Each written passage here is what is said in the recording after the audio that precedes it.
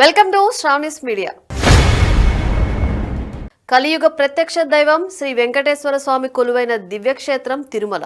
ఏడుకొండలవాడి దర్శనం కోసం నిత్యం లక్షలాది మంది భక్తులు తిరుమల చేరుకుంటారు. స్వామివారికి భక్తులు పెద్ద ఎత్తున కానుకలు సమర్పిస్తున్నారు కూడా.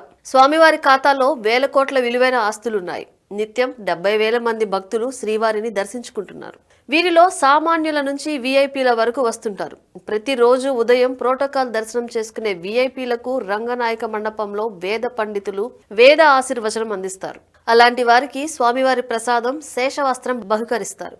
రాష్ట్రపతి, గవర్నర్, ప్రధాని, కేంద్ర మంత్రులు, ముఖ్యమంత్రులు, మంత్రులు, ఎంపీలు, ఎమ్మెల్యేలు, సినీ తారలు, పారిశ్రామికవేత్తలు ఇలా ఎవరైనా సరే వారికి వేద ఆశీర్వచనంతో పాటు పట్టు శాలువా కప్పుతారు.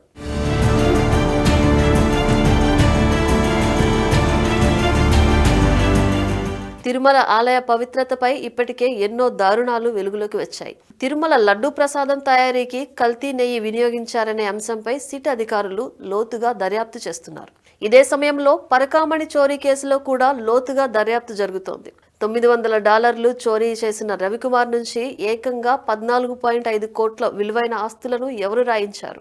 ఈ కేసు రాజీకి కారణాలేమిటనే విషయంలో ఇప్పుడు దర్యాప్తు జరుగుతోంది.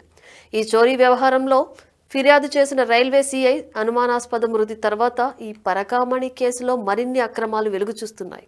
ఈ కేసుల్లో ఇప్పటికే టీటీడీ మాజీ చైర్మన్లు వైవి సుబ్బారెడ్డి, భూమన కరుణాకర్ రెడ్డితో పాటు మాజీ ఈవో ధర్మారెడ్డిని కూడా ఇప్పటికే సిట్ అధికారులు విచారించారు కూడా.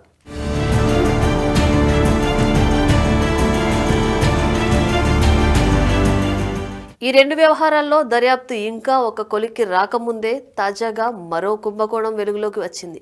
స్వామివారి వేద ఆశీర్వచనం తీసుకునే భక్తులకు అందించే పట్టు శేషవస్త్రం అసలైంది కాదని తేలింది. విఆర్ఎస్ ఎక్స్పోర్ట్ సంస్థ పట్టు పేరుతో పాలిస్టర్ సరఫరా చేసినట్లు అధికారులు గుర్తించారు. 2014 నుంచి 2025 వరకు పట్టు పేరుతో కాంట్రాక్టర్ పాలిస్టర్ శాలువాలు సరఫరా చేసినట్లు తెలుస్తోంది. సిల్క్ బోర్డు నిర్వహించిన నాణ్యత పరీక్షలో అవి పట్టు కాదు, పాలిస్టర్ అని వెల్లడైంది. మొత్తం 54 కోట్ల విలువైన శాలువాలను టీటీడీ కొనుగోలు చేసింది. తాజాగా కుంభకోణంపై చర్చించిన టీటీడీ అధికారులు పాలక మండలి దృష్టిలో పెట్టారు.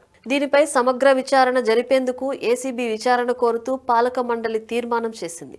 పట్టును ఏమార్చడంలో ఎవరి పాత్ర ఎంత అనే అంశంపై విచారణలో వెల్లడి అవుతుందని పాలక మండలి సభ్యులు తెలిపారు.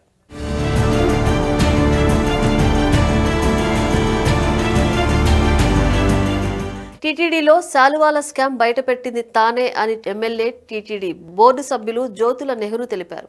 తిరుపతిలో శాలువా కొనడానికి వెళ్లిన సమయంలో అనుమానం వచ్చిందన్నారు. కొండపైన $1,334 కొన్న శాలువాను కింద షాపులలో అడిగితే 600 అని చెప్పారని నెహ్రూ తెలిపారు. ఈ విషయం తెలిసిన వెంటనే కొనుగోళ్లు ఆపేశామన్నారు. బోర్డు సమావేశంలో చర్చించి విచారణకు ఆదేశించామన్నారు. దేవుడి సొమ్ము వృధా కాకూడదనే లక్ష్యంతో ప్రస్తుత పాలక మండలి పనిచేస్తుందని, ఏసీబీ విచారణలో అసలు దొంగలు బయటకు వస్తారన్నారు జ్యోతుల నెహ్రూ.